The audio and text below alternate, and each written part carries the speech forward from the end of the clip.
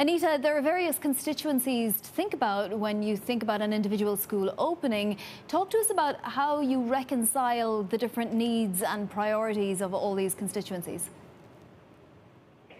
Yes, well, there are, first of all, the students that everyone is talking about and concerned about, obviously. But then there's also the constituency of the school with the teachers, bus drivers, custodians, and other school staff that support the education within the four walls of the building. But then also we should think about the families of the students and the families of the teachers, because we don't yet know how exposed they may be to contracting the virus if it's brought home from school by either a student or school staff. Are there states where schools should absolutely remain closed, no questions asked?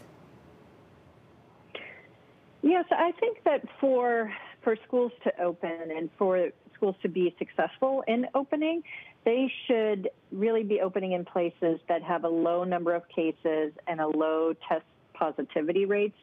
Right now across the U.S., there are cases are increasing in 34 states.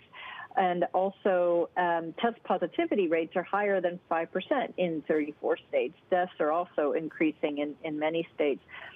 So where that is the case, and where when there's substantial community transmission, it is best to wait on schools. And we can look at, Arizona, Florida, Mississippi, Alabama, and some others that would meet those criteria. How confident are you that children are less vulnerable in the main, right? So, one particular child may not be less vulnerable than anybody else, but just in general, even though we're seeing cases, they do seem to be a little less vulnerable.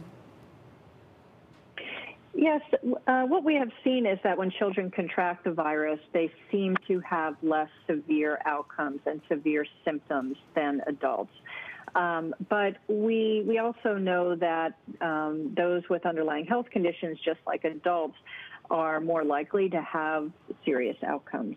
And so we need to look at things like obesity, underlying serious heart conditions, some respiratory conditions, and then also looking to children with intellectual or developmental disabilities. They're often more likely to have comorbid medical conditions that may put them at higher risk. Anita, Major League Baseball couldn't even make it through a weekend without having to basically shut down and cancel games. Is there a danger that, we go to all this trouble to open some schools, and after the first week there are cases in schools across the country? And if so, is it better not to open them to begin with?